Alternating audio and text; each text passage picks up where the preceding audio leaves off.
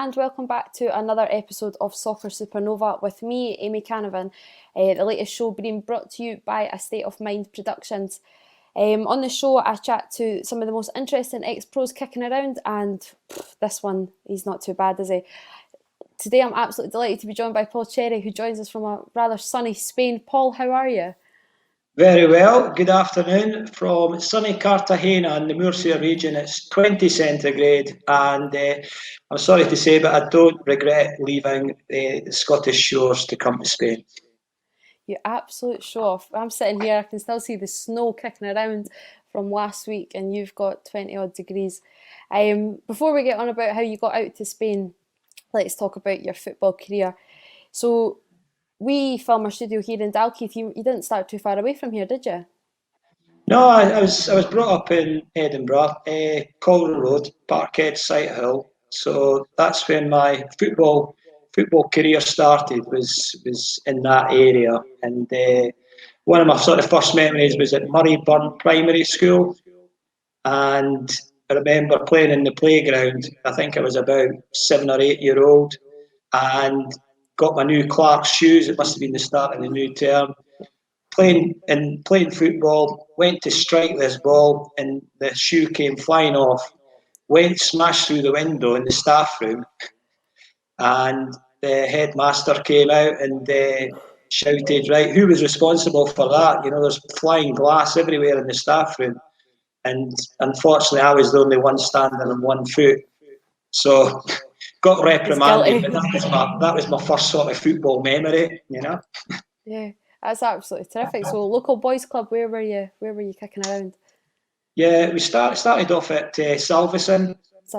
Boys, yeah, and Salvesen, we had a really good side then, and it was, you were playing against the usual top teams, Hutchison Vale, Tynecastle Boys Club as well. But we, when I was in the primary schools, I always remember I made it into the primary school select team, and that was a big thing because it's always a big thing to represent your city. And we had a really good side, and I always remember we made it to the cup final. It was called the Scottish Cup Final, Wilson Trophy. And the manager at the time, Mr. Dobney, he said to all us boys, we were about 11-year-old, and he says, "Right, boys," he says, "you're in the Scottish Cup Final, you're playing Glasgow." He says, "You'll be high as kites, and you'll all want to be professional football players." And we all said, "Yes, we'd love to be professional football players." And he turned round and he said, "Look, there'll be very few. You'll be lucky if one of you actually make it as a professional." So a few years later, that team, the Edinburgh Primary Schools team, we won the Scottish Cup. And in that team was John Robertson, played with Hearts, wee Robbo, Gary Mackay at Hearts, Davy Bowman, Hearts. Gordon Marshall, the goalkeeper. The goalie, yeah. Yeah, there was another guy, Billy Blackie, who played played part-time football, came to St Johnstone, and myself. I think in total there was about 6 or 7 of us in that Edinburgh select. So it was a good batch when you look at the number of players, especially the boys like Robbo, Mackay, Bowman, Marshall went and represented Scotland. So it was a good batch. So we proved them wrong and won the cup. Absolutely. So, like many of those players there that you mentioned, was the transition to Hearts, was it natural? How did that all come about? It was during these times. It was teams were looking at players at maybe 15-year-old, as opposed to now that the teams have academies at 6 and 7-year-olds. So during that time, when I was about 15, a few of the players were obviously getting trials with professional clubs, and I never got asked for any trials. So I was a keen golfer actually, and I used to play at Kings Now in Edinburgh.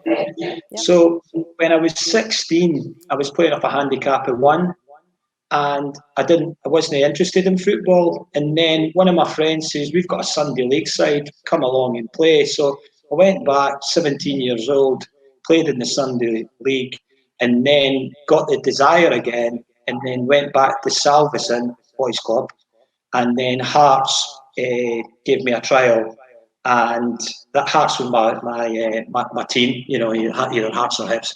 Hearts was my team, so I got offered a contract, but my father gave me really good advice then, because I was working with Standard Life, and he said, for the money that they're offering to go full time, you're probably better going part time with Hearts, still stay with Standard Life, and at least you've got the security. If things don't work out in the football, you've still got your main job. So I basically signed for £7.50 a week for Hearts, Billy big time, and I was part time for. It was at Hearts for 3.5 years, and it was always difficult to break into the first team because the rest of the team were full time. Yeah. But it was the right thing, because I didn't think I was good enough to be a full time professional. Right. Whereas I managed to play in the Premier League and whatever, but Hearts was great. It was a boyhood dream. You know, you were in the dressing room with Willie Johnstone. I always remember Willie Johnstone at Hearts, and this was a guy that played obviously in the World Cup, and he would come and play in the reserve team sometimes.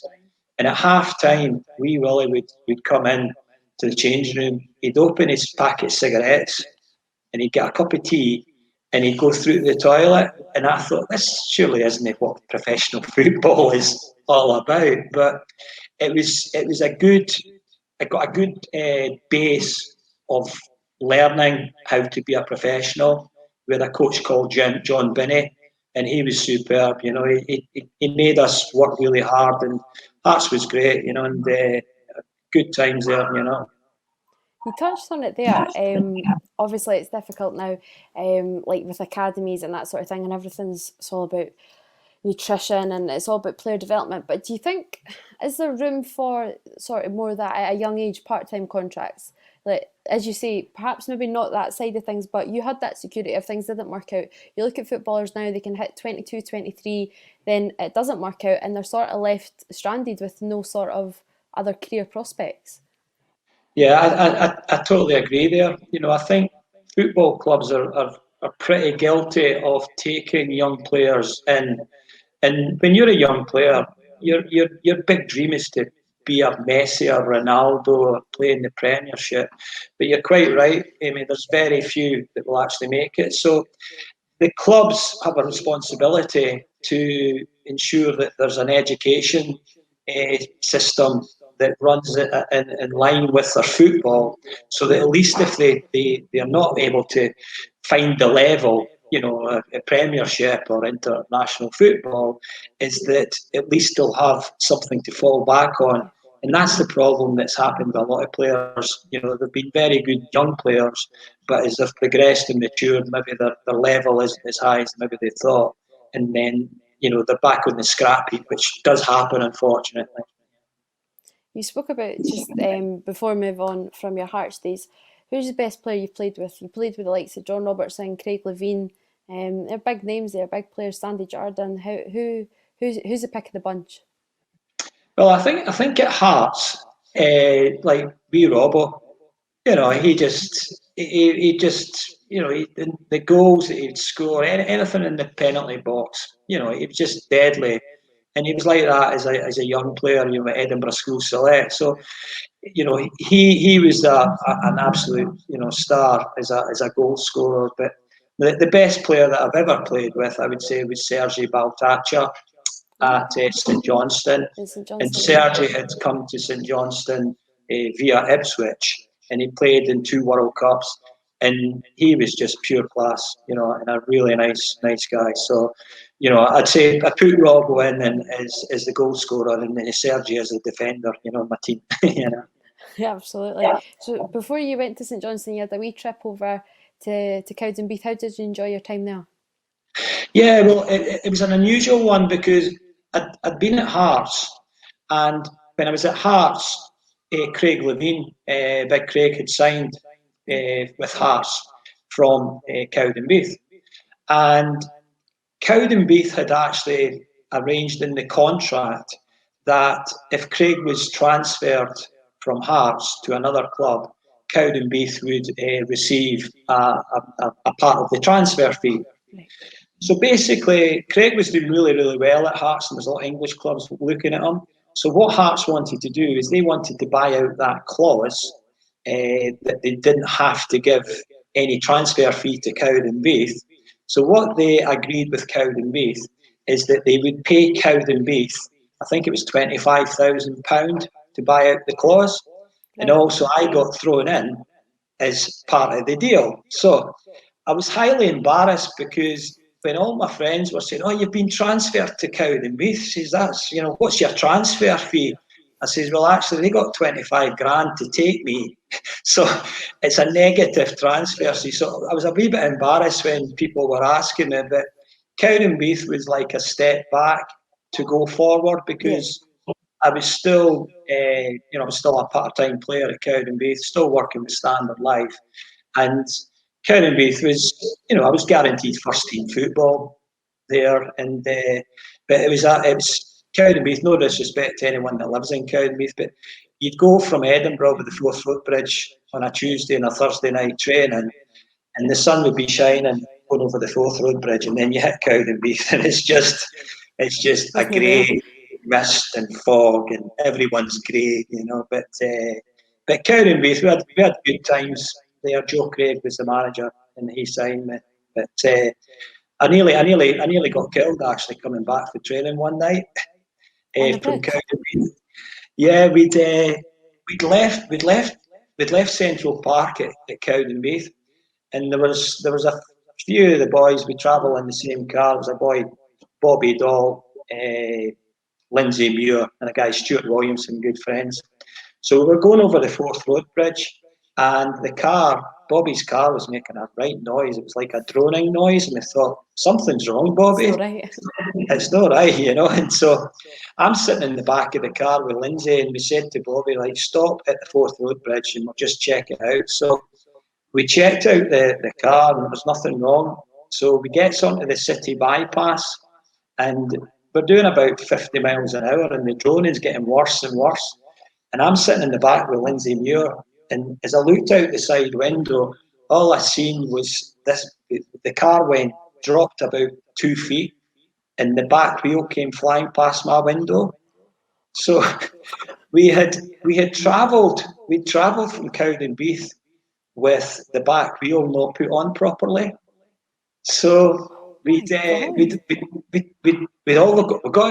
the hard shoulder, got out of the car, and we're thinking, bloody hell, there were sparks everywhere. And but what really admired me was that there was one of the players, I don't know who it was. He says, "Right, I've got a plan." He says, "We'll find the wheel first," which was obvious.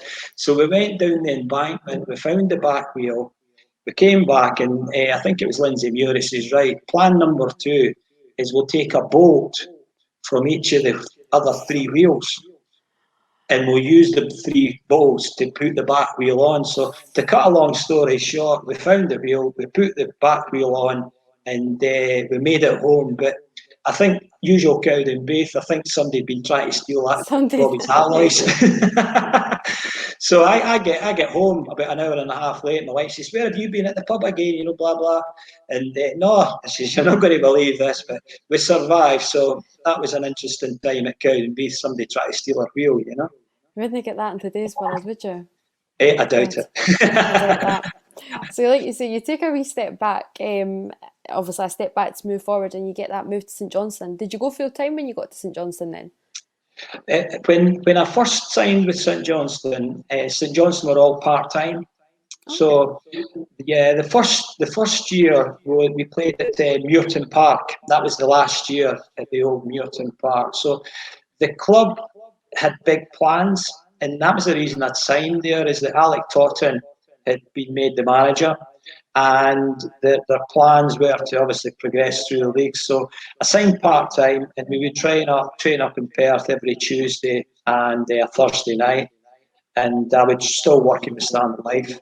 And it was great. You felt like a professional player, because even though we were part-time, you would go up to training and all your kit was all laid out. You didn't have to take your kit home, and everything was laid out, and it was very professional. And St Johnstone was a team on the up, and then the following year we moved to McDermott Park, and that just gave the whole city of Perth a real boost. Brand new stadium, and we were playing attractive football, and we were getting, bear in mind, we were a part-time club. We were getting 10,000 full capacity crowds, and the chairman, Jeff Brown, who's he was absolutely superb. He saved that club, and the way he ran that football club was that a lot of clubs could learn, because he realised that you can't survive just on money from the gates. He realised that the football club had to have an income stream 7 days a week. So, the stadium was used all the time, but it was good times. We moved to McDermott, won the first division, and that was when the club decided we're in the Premier League, we've got to go going full time. And it was a sad time for myself, my wife personally, is that I worked with Standard Life, had a good job, and it was a big risk to pack that job in to become a professional football player. But at the time, we lost twin daughters who had fortunately passed away, and that was the changing point in my life. Is that we decided, Nicola and myself, right, go for the football. We'll move up from Edinburgh to Perth, and it's a fresh start. We have two sons, Christopher and Nick, as well. So it was a turning point, and then went to St Johnstone, signed full time, and no regrets. The rest is, it's like that film Sliding Doors. You could go down one route or the other. So that's basically how I ended up at St Johnstone there. What a story. You touched on it there, so you won the first division. You played a vital part in clinching that title on the last day down at Somerset Park, wasn't it? Down in Ayr. Talk us through that goal. Yeah, that was. We'd had a really good season, and we were a few points ahead. So we went down to Ayr having to win to actually clinch the championship. And I think it was Steve Mascray. Really good player, played right wing with St Johnstone. He crossed and I was at the far end, and it was just an easy header. So that put us in the lead. But after that game, we won the first division, and we all came in, had scarves on from the supporters and all that. And one of our coaches, Bert Payton, who's a great guy, Bert, and so all the boys, as you do, we picked Bert up and we threw him in a big bath at Somerset Park. Yeah. And Bert got thrown in, and next minute he was screaming, something wrong, that's not natural, Bert. That's not a natural scream. And what had happened is that the bath had been filled up with red hot water. God, that's even worse than cold. Nobody had put any cold in. So Bert, I think, had third-degree burns. I think his shell suit had melted. Oh God! but no, that was a memorable time. Winning the championship, and that was a real good team. We were just all honest players and no superstars, and we worked for each other, and that's what a successful team does. Nobody that's above anyone else. So it was a good team, Even back at that time, did you feel a real gulf in class? Not even a gulf in class, but was there a real step up when you got into the Premier League? Not really. I think when we had a good pre-season, and that's always important. Ask any professional player. And every professional player hates pre-season. Believe me, they hate it, because it only means one thing, and it's hard work, and you're going to be physically sick. But it's the most important time is the pre-season, and we had a good pre-season. We'd won quite a lot of our pre-season matches, which is important because confidence, even if you're playing against part-time teams, you want to get in the habit of winning. Yeah. So we started that season really, really well. In fact, we there was one result that really stands out, and that was we beat Aberdeen 5-0 at McDermott Park. And I always remember it was like as if the teleprinter had made a mistake during the old days when the result came in, because there was like commentators saying, "Oh, there must be a mistake here. St Johnstone 5, Aberdeen 0," and Aberdeen were an absolute. They were a top team. Top side. McLeish, Willie Miller, Stuart McKinney, Jim Layton, etc. So that gave us a lot of confidence. And the manager, Alec Totten, we would go out to attack teams. We wouldn't play to sit defensively. So that, in a sense, maybe was different from a lot of the other teams that would just sit in. So we had a few good results there. But the golf wasn't too bad. So as long as you're fit. Yeah, absolutely. So we're up in the league, and obviously flying high there. You had a few decent Scottish Cup runs in your time at St Johnstone, didn't you? Yeah, well, that's the thing. For clubs like St Johnstone, provincial clubs, the Scottish Cup is probably the only chance that you'll get of winning silverware or getting in a final. So there was I think the biggest, one of the biggest games I played in. We were part time at the time. It was the first year at St Johnstone, and we were in the quarter final of the Scottish Cup, and we were playing Morton. It was a replay, and both teams knew that whoever won that game would play Glasgow Rangers in the semi-final. So both teams are really, really nervous. So the replay was at Muirton Park, and just before we were supposed to go out, it was a 7:30 kickoff in the evening. The referee came in and he says, "Right, boys," he says, "I'm really sorry, but there's such a big crowd here, is that we're going to have to delay starting the game by 15 minutes." Oh. Because everyone, the queues were outside. Yeah. So at the time, I started, just to relieve everyone's nerves, I started singing Bonnie Jeannie McCall. That song, "She's a Fine Wee Lass, Bonnie Wee Lass, Bonnie Jeannie McCall," right? So the whole dressing room started singing that. And to cut a long story short, we went out and we beat Morton.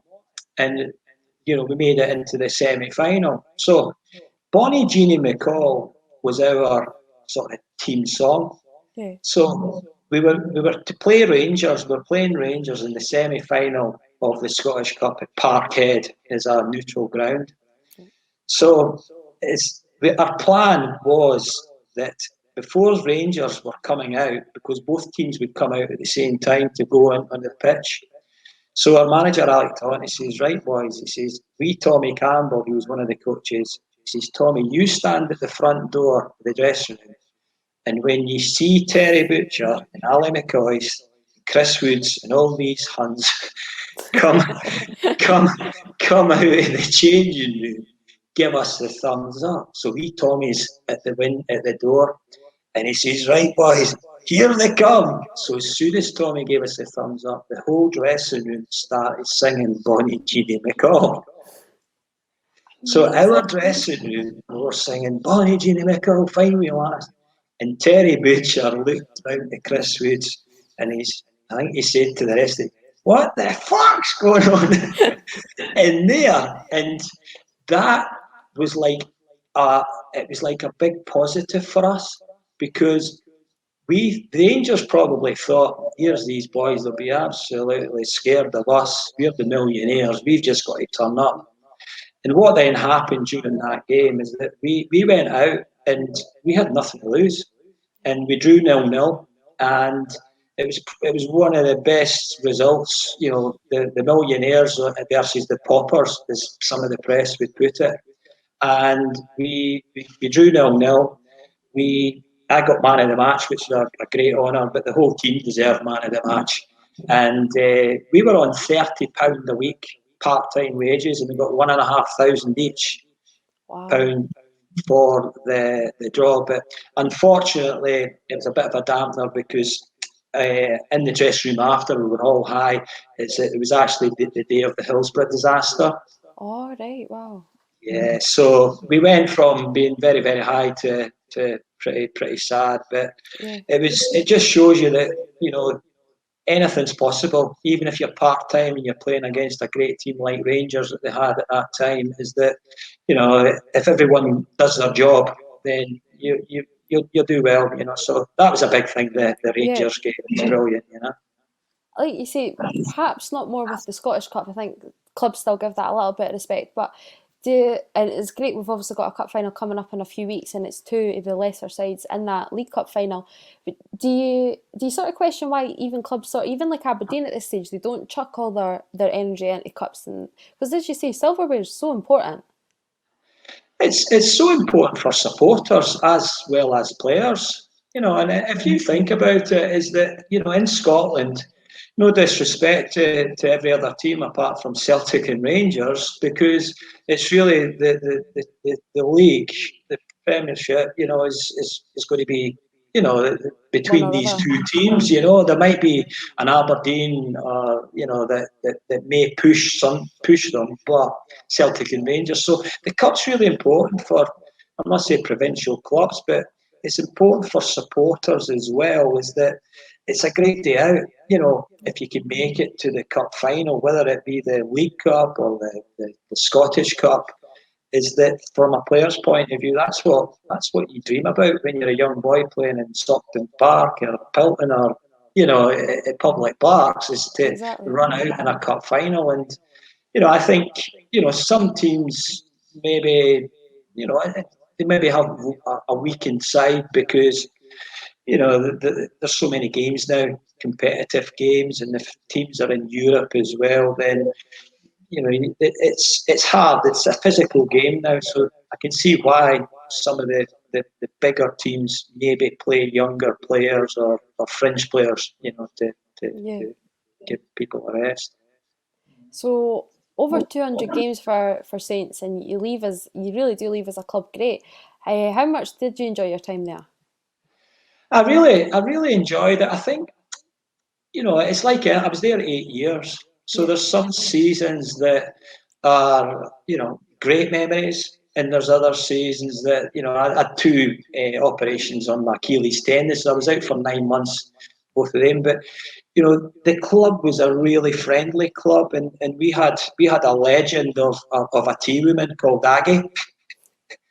And Aggie Moffat was absolutely superb, because you would come in every day and she would be the first smile that you would see. Yeah.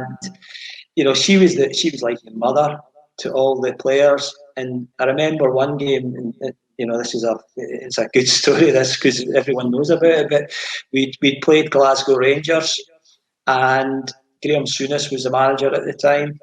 And what happened during these days was that the tea women, Aggie, for example, would put in, just before the final whistle, they'd put in the changing room, a plate of pies, pots of tea, juice, etc. So she'd put them into the Rangers changing room, and we had, it was a draw, I think, I believe. So Graham Souness was not happy at all. So we walk along into our changing room. We're all delighted getting a draw against the mighty Rangers.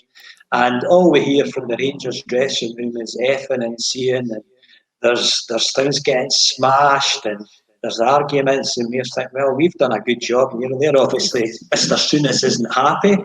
So we got changed. We went upstairs to the players' lounge, and as the Rangers players, they were sitting on their bus, and Graham Souness was sitting at the front of the bus. And unknown to us, but Aggie had gone into the Rangers changing room, and the Rangers changing room was an absolute disgrace. There was mince pies running down the walls. There was tea. The teapot had been broken. There was teacups broken. It was an absolute mess. So Aggie had gone in there, and she went ballistic. So she ran up through the main entrance onto the Rangers team bus, Oh, right in right. front of Graham Souness, and she says, "You effing so-and-so. And all the Rangers players are astonished because Aggie's at the front of the bus with Souness got her hands round his neck saying, that's a disgrace, you never ever leave a place like that again. And she then walked off the bus, and then the next day there was photos of her in the Sunday papers, don't mess with Aggie Moffat, even Souness was scared, but That's Aggie amazing. was, but she taught the players how to treat people, whether you were the manager or the owner of a football team, or whether you were the tea woman or the kit man, is that everyone should be treated the same with respect. And but Aggie, she was, I remember another time we used to go into Aggie's tea room and she would make up all the lunch for us, and we'd have rolls and salad and hams and that. And there was a young player at St Johnstone, Keegan Parker, and Keegan wasn't the brightest, tool in the shed, as they say, the sharpest, sorry. So Keegan had been into the doctor's, the physio room, got something wrong with him. And he came out of the physio room into Aggie's kitchen and he made up his roll. So he's got this buttered roll and he's put salad in, he's put some ham, some eggs, and he takes a big bite into his roll, and all we hear, all the boys in Aggie's kitchen, all we hear is this crackling, a noise like broken glass. I thought, what's that? And Keegan takes another bite of his roll, and all you hear is crack, crack, crack. I thought, what's that? And Aggie shouts round, bloody hell, Keegan, what's that noise? And wee Keegan, he says, I was in the doctor's room and he gave me these tablets and he told me to take them with food.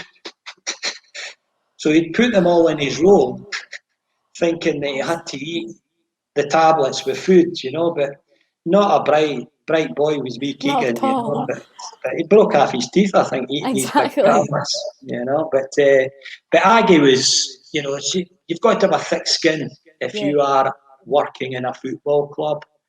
And there was another time, I'll not mention this player at St Johnstone, but it was Red Nose Day.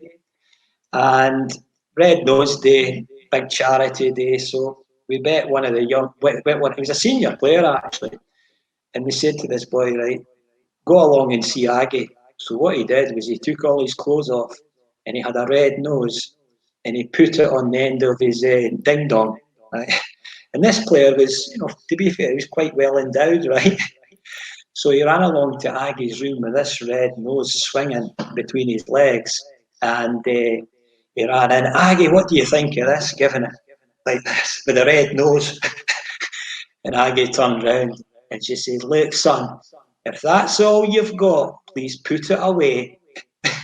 What a woman. What a woman. She was quality. And, the sort of person every football club needs. Absolutely. I was just going to say that. I want to be Aggie. So you have your time obviously at St Johnstone, and then are you sort of, you touched on there your two injuries, are you sort of aware that your career's dwindling out when you head up to Inverness? Yeah, well, I was 30, what was I, 32 at the time, and my contract, it was Paul Sturrock, and he was a great coach and really good manager. And Paul Sturrock was the manager, and he says, look, we're not going to give you another full-time contract. But at the time, I was quite fortunate because even when I was full-time, I'd set up an independent financial advisors business. Yeah. So I was an IFA and I had, 10 people working. And so I had a very good business. So it wasn't as if I was concerned, actually. My time was up as a full-time St Johnstone player. So Paul Sturrock said to me, look, you're not getting a new contract, just go and speak to other teams. So there was a few teams made inquiries, and then Inverness phoned me up, Steve Patterson. He said, look, we're looking to sign 2 or 3 experienced players, and would you be interested in coming up? So I'd never been to Inverness. I lived in Perth, which is 2 hours away. Yeah. And I said to my wife Nicola, well, I'll go up and see. So I travelled up, and I think it was August or July, and I thought, this is a nightmare because you've got caravans and holiday makers, and it just took an eternity. So eventually got up to Inverness, met Steve Patterson, the manager, and Dougie McGilvery was the chairman. So the both of them said, look, every player is on the same wage. It's £150 part-time, and you get £100 if you win. And because you're living in Perth, you don't even need to come up here and train. I thought, superb. He says, you're a professional. He says, we know that you'll look after yourself. So I says, no, that sounds perfect. Turn up for games. So he then said to me, Dougie, he says, look, he says, everyone's on the same wage, but he says, what different is signing on fees. He says, what sort of money are you looking at as a signing on fee? So most players up in Inverness in these teams would get maybe £3,000 a year as a signing on fee, which was great when you're part-time, So I thought, I'm just going to chance this, right? So I says, right, Dougie, there's a few teams looking at, I'm talking to quite a lot of teams, Dougie, which I wasn't really, I says, I'll sign a 2-year contract, Dougie, right? If you give me £20,000 signing on fee in the first year and 15,000 in the second. And so I'm looking, I'm thinking, if I get this, so Dougie turns round, no problem. Oh my God. I thought, oh dear, I've made a mistake. So I thought, wow. He says, we'll give you 20,000 in the first year, signing on fee, 15 in the second, and we'll pay your petrol money whenever you come up, and you don't need to train here. So I says, Dougie, that's really good of you, I says, but what I'm going to do is I'm going to go back down to Perth, speak to my wife, see what she thinks. So drives back down the road, talk to my wife. I says, that's unbelievable. I said, 35,000 signing on fee. I says, you know what I'm going to do? I'm going to ask for a 3-year deal. Because if I ask for a 3-year deal, I'm going to ask for another 15,000 in the third year, because in the third year, I'm going to be 35 years old, and I ain't getting 15,000 signing on fee from any club in Scotland at 35. So I was playing golf. I always remember that day. I was playing golf at Glen Eagles, and I said to my wife, Nicola, I says, look, you keep my mobile phone, because if Dougie McGilvery phones, tell him that I'll sign, instead of 2 years, I'll sign a 3-year deal, 20,000 first year, 15 in the second, and 15 in the third. So Nicola says, yeah, no problem. I'll So I came off the golf course at Glen Eagles, and I got one of my friends' phones. So I phoned my wife, Nicola, says, well, any news? She says, I've just done your deal. Says, 3-year deal, and you have to go up tomorrow to sign. And it was financially, it was a really, really good deal. But it was probably the most enjoyable time in my career was Inverness. It was just, because it was so relaxed, because I think as you get up further north, people are more relaxed, and Inverness was just. I always remember my first ever game with Inverness, start of the season. We were playing, I think it was Stenhousemuir, and they picked me up in Perth. That was another thing. I lived in Perth, so they would actually stop off in Perth for the pre-match meal. So I would leave the house 15 minutes into Perth, meet the team bus, have a pre-match meal in Perth in the hotel, and we'd go and play, wherever. So the first away game, we played Stenhousemuir. So we arrive at the Ochilview, and we're all excited, and we're just about to get off the bus. And Dougie McGilvery, the chairman, great guy, stood at the front of the bus, and he got the microphone. And he says, right, boys, he says, start of the season, we want to get off to a victory. We want to win this third division and get through the leagues. But more importantly, I think, what's this? More importantly, if you're wanting lager or vodka or whiskey, give Tommy the kit man your drinks order. And if you're wanting a fish supper or a mince pie supper, let Tommy know, right? So I'm thinking, what is this? It's like boys on tour, right? Yeah. And I'm thinking, is this a professional club or is it just a group of guys going? And to cut a long story short, every away game, you would get on that team bus, and win or lose, there would be crates of lager, there would be Guinness, vodka, and normally what happens, Amy, on a team bus, if you've lost, you sit in that team bus and you're not allowed to smile, you're not allowed to laugh. Whereas at Inverness, if we got on that team bus and we've been beaten, we would just open another can of lager, and there's always next week, boys. That's so And amazing. and the thing was, it built up the team spirit, and Exactly. we won the third division because we were all mates. Aye. And it was really, really good times. It was good fun. That's a really, you sort of kind of wish there was more clubs sort of still like that. Like you say, you're coming out of there, so you've played at Hearts, you've played at St Johnstone, and yet that's your most enjoyable time because it's so relaxed. And what a simple thing to make it so relaxed. Well, that's the thing, Amy. It's that I think it's different when you're part time because it's a hobby that you're Yeah. getting paid for. But when you're full time and it's your main income, Mhm.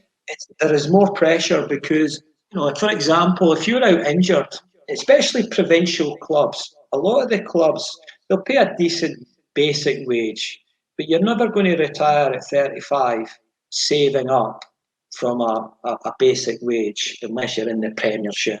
So a lot of these clubs it's mostly a lot of bonuses related. Yeah. So you make a very good living if you go on a good run of wins, and you're doubling your wages with win bonuses, etc. So, if you're out injured or unfortunately not in the manager's plans, then your family income drops, and there's more pressure. Whereas part-time football, it's a hobby, Aye. and that's the way that these part-time players look upon it. Is that their Saturday night, especially Inverness, their Saturday nights started as soon as the match was over because the time they got back up to Inverness, the pubs were closed. If Exactly. they're playing Stranraer or something like that, But what it does is it builds up team spirit, and Yeah. if you have a good team spirit, then you're more than halfway there. The problem in teams, and this is any sport, not just football, if you have one or two bad apples, you ain't going to get success. No. Whereas if you're all together, you all know what you're supposed to be doing, and you'll go that extra bit. For the manager as well. And that's the problem. The managers, as soon as they lose the changing room, the first thing they should do is walk out the door. Absolutely. That's you really do. You have a really interesting career, and it's a really enjoyable one. You can hear your enthusiasm when you're talking about it. So you hang up your boots and you go into, is it like a sports consultancy sort of scenario? Yeah, I at the time when I was playing football, I had an IFA business, as I Yep. said earlier. So I was dealing. I'd set up the pension scheme also for the Scottish Professional Footballers Association, the Right. Players Union. Yeah. So I was dealing with a lot of players on the financial planning as well. So naturally, I thought, well, I set up as a football agent Yeah. because I know the wage structure at every club because I've got clients at every club in Scotland. So I set up as a football agent, and I was then approached by a company called the Stellar Group, who are a big, big football agency. In fact, they've just been bought over just about 6 months ago for 100 million pound by an American company. So I joined up with them. I was looking after Stellar Scotland. So we would have guys like John Hartson at Celtic, John Kennedy, which was an absolute shocker with John's bad injury that Yeah. he got. But so I joined up the Stellar Group and I looked after Stellar Scotland, and we had young guys like Stephen Naismith when he was first starting out, and guys like that. You're trying to help them, advise them, and Stephen was a great player, great attitude, and I always said to Stephen, you've got to get stronger, because when he was at Kilmarnock, he was a wee wiry, not enough muscle, and it's great to see that he's put the effort in, a bit like John Collins when he was starting at Hibs. John was the same sort of build, but both these players realise that your body is your money making machine. So I dealt with the football agency, and it was good. But in Scotland, there's not a lot of money. But the key was to get players to move generally down south. Yeah.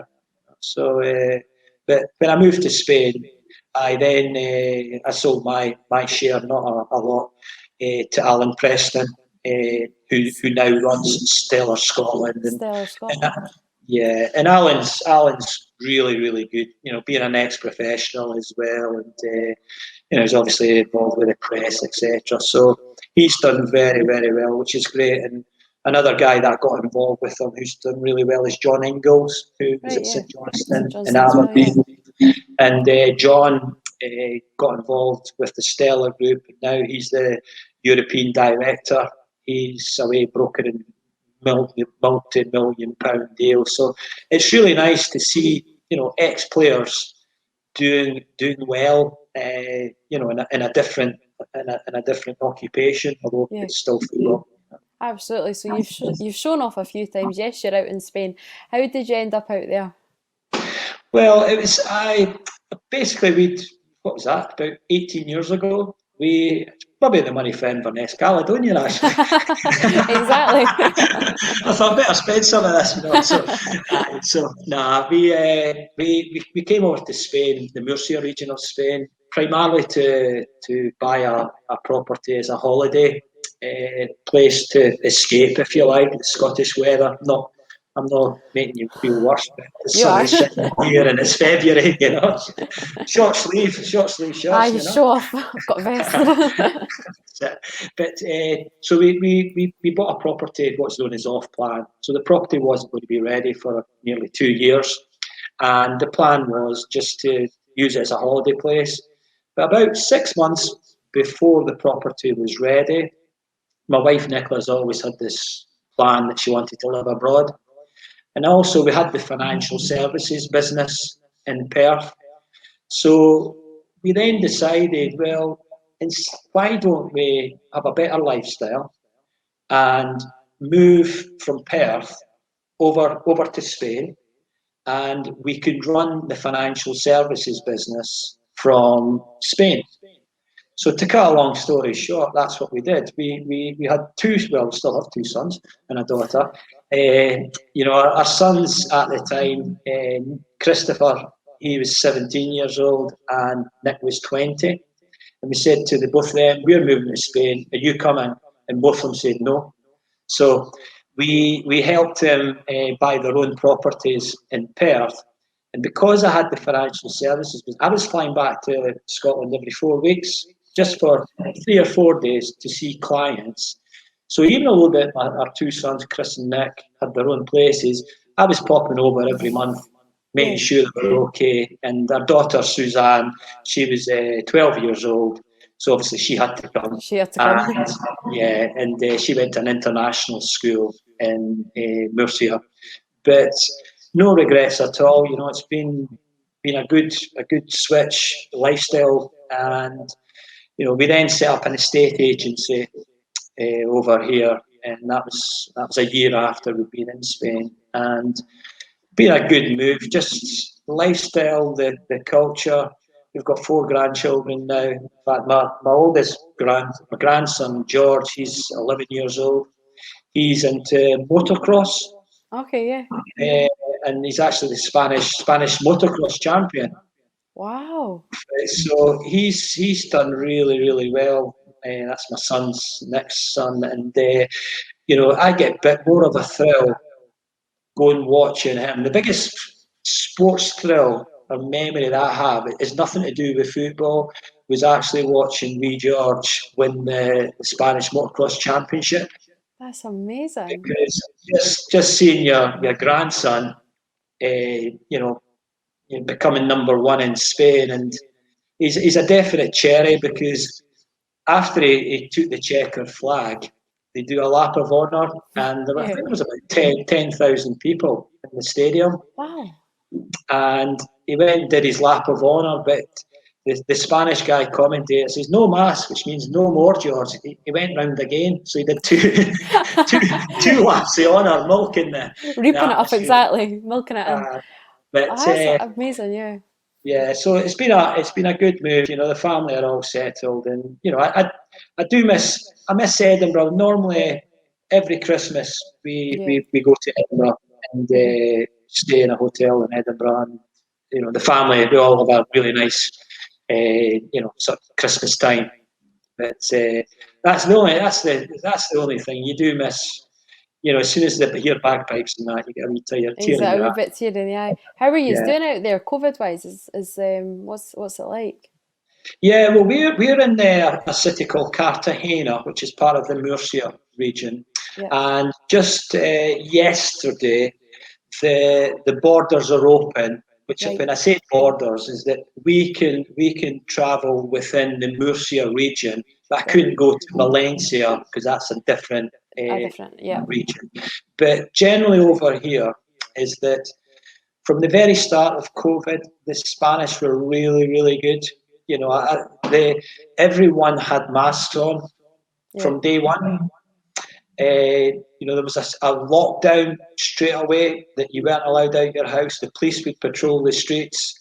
And, you know, so just now we're benefiting from that we can get out. We wear masks. It's part of your dress code now is a mask. Absolutely. You know? And you know, the bars and restaurants, they're open on their, I say, terraces. They're not open inside, but you can still go for a meal, sitting, and you've got the sunshine. It's not like the UK. So we get it, Paul. We get it. I know. But no, Spain. It's been badly affected, like everywhere. But people have just got to realise that they're protecting themselves and protecting others if they wear a mask.